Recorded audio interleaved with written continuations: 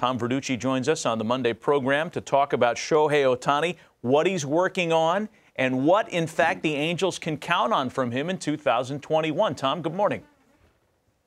Good morning, guys. Hey, yeah, let's talk about what he worked on in the offseason, because last year, I mean, that was a throwaway year for a lot of players.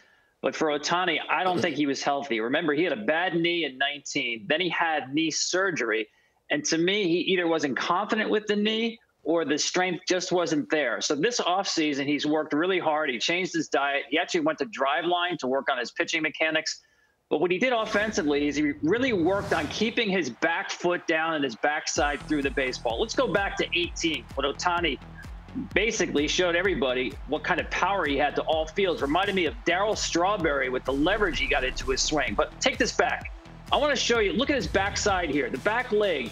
The back knee will turn into the baseball. He's hitting off a really firm front side, but the key is he's getting his backside through the ball. The back foot is down on the ground, and he's got what I call that trophy finish because his balance is so good. Take a look at some of these home runs from 18 and pay attention to his back leg. You see how he gets it through the baseball, that left knee driving forward. Front side is really firm. This guy's got tremendous power. Now let's look now at what happened last year with Ohtani. Even sometimes when he hit the ball, it just wasn't coming off his bat the same. This ball right here off Jake McGee, looks like he got it. Not really. It's kind of warning track power. But let's take this one back too. And let's take a look now at that back leg and foot, what happens. Watch the back foot slide behind him. The front side isn't nearly as firm, so he's essentially hitting with one side. And we saw this over and over again. Take a look at these swings, especially his back side. The leg is just not getting through, the foot sliding behind him, and you're seeing that front side collapse. That, to me, tells me that that backside, that back knee just isn't as strong. Here's the same pitch, 18 on your left, 20 on the right. There's just not the same turn through the baseball that you saw in 18. So, again, a lot of guys last year, had a bad year. For Ohtani, I can throw it out. When I see him take these kind of swings, that's not the full turn through the baseball we saw from Ohtani at 18. The word already in camp is he's back to the 18 swing. He threw on the mound a batting practice session where he hit 97 miles per hour. We saw him on the mound briefly last year. He threw 80 pitches. Only once hit 97. So everything is pointing upwards right now for Ohtani. And by the way, guys, we talk about, how are they going to use him? They have to be careful with him. Joe Madden is telling people the rules for Ohtani this spring, there are no rules. We want this guy to be a baseball player. Just let him go. But I think he's in really good shape mentally and especially physically. Wow, that's fascinating stuff. I agree with you that the injuries in 2020, you know, the Angels, if you really consider the time he's been there, a very short period of time, they have not had Shohei Ohtani at the peak of his powers for a very long time at all. That's why the Angels are such a hard team to handicap this year. So, Tom, would you be tempted? I know he's an offensive force, but they've got offense. Would they be tempted to just have him pitch? No, they're not there at that point yet. I mean, the offense is just too good. I mean, if he was just an offensive player, he's going to hit in the middle of anybody's lineup. He's a game changer. So I think that the deal is now, as Matt said, we really haven't seen him totally at his full powers, maybe briefly at 18. So the upside here is just tremendous. You're talking, I think he's one of the, if not the most talented player in the game. When you talk about somebody who can throw the ball as hard as Garrett Cole and hit it as hard as Aaron Judge, name me anybody else in this universe who can do that. You know, Clayton Kershaw probably isn't the offensive profile that Shohei Ohtani is, but he's every bit the arm that anybody's been in this game. And he made comments recently in camp talking about how he wants to keep pitching beyond this contract. You know, whether that's in L.A. or wherever, he wants to stay out there. How then does Clayton Kershaw keep reinventing himself and finding the next gear as he's done so brilliantly throughout his time? Well, first of all, they've done a great job reducing his workload. I mean, he pitches the vast majority of his starts now on not the 5th day, on the 6th day, or sometimes even the 7th. So the workload is reduced as he's getting into his 30s. But he's an example of why the shift is also making a big difference with pitchers. And he's seen it just in the course of his career, actually the last 5 years. What if I showed you every time a hitter hit the ball through the shift last year, the whole season? You tell me we don't have enough time. Well, I'm going to show you every one. There's only 4 of them.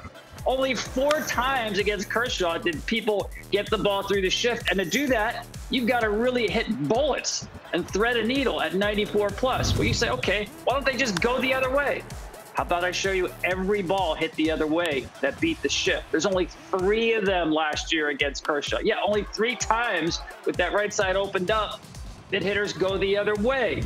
Let's see how it's changed over the years. Let's think about Kershaw against Nolan Arenado.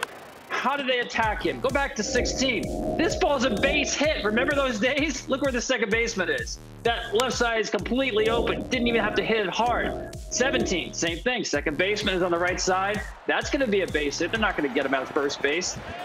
Again, we get to 18, and they're still not shifting over. This happens to be an out. He didn't really hit it that hard. It's going to be an out anyway, but you saw who the second baseman was. Now we get to 19. Arenado hits a ground ball. That might have been a base hit in 16, but now they've shifted over. Guess what? You're going to be out. Again, if you don't hit a bullet, you are not getting the ball through the shift. It's going to be an out 99% of the time. So this is what's happened. The Dodgers are the sultans of the shift more than anybody else, and Kershaw knows that. Take a look at the increase in shifts against Kershaw. It's gone basically from 4% to 86% since 2017. The batting average on balls in play has reduced another 38 points on that shift. Now, the Dodgers shift more than anybody, but we all know everybody in the game is doing it. Let me show you how it's impacted the game. Just in 5 years, shifts have more than tripled, and it's taken more than 11 points off the batting average on balls in play. That's the difference between when you shift and when you just play them straight up. So batting average is going down, shifts are going up, and you see that with Kershaw and the Dodgers. Listen, they're a good defensive team. They're so smart about how they use the information. So he's benefiting the fact now that people are in the right place. Those ground balls up the middle, they're outs now. Those are 6-3s or even 4-3s sometimes. I don't know how you guys feel about it, but that's why I think the talk continues about getting rid of the shift to open up the game so that we do get more base hits. And I think, to me, another benefit is it shows off defensive range, right? We want to see players make great plays, spread the field, give them room to move and range to make really good plays. Yeah, it changes the athlete, no doubt about it. And when you get a guy, Tom, of Kershaw's knowledge that he can throw a curveball now and a cutter on your hands, you're not shooting that ball the other way. You might think you're going to, but those are 2 hard pitches to shoot the other way to beat the shift. So you're playing right into his hands the whole time. Yeah, and Harold, I'm glad you said that, because a lot of fans will watch the game and they'll see that right side open. And they say, just hit the ball the other way.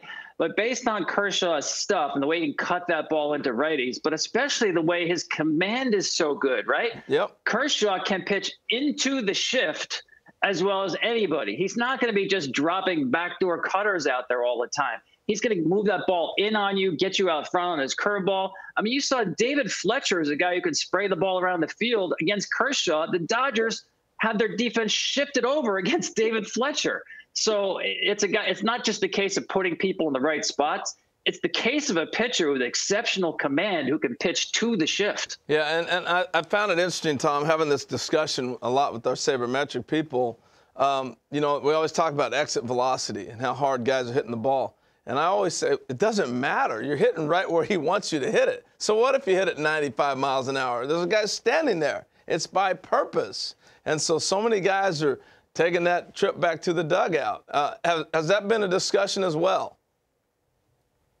Yeah, absolutely. What you just said is true. If you have to only hit a bullet and thread a needle to get a base hit, what are you going to do? You're going to hit the ball more in the air, right? And when you do that, you're going to have more swing and miss in your game. So there's really a domino effect here to not just moving players defensively to take away a base hit, but what happens with your mindset as a hitter. There's only so many times you're going to hit a bullet at 90 miles an hour to shortstop and get thrown out and take a right turn back to the dugout before you say, you know what? I've got to hit the ball in the air. And guys want to do that anyway to slug, but the incentive to hit the ball on the ground is just not there in the game, a lot because of where defenders are and how pitchers can take advantage of it. 7 balls on the ground. Unbelievable. That's it. Great information. Great information, Great tapes, as always, Tom. from Tom Verducci. Tom, thanks. We'll hopefully see you in person soon. Tom Verducci with us on a Monday.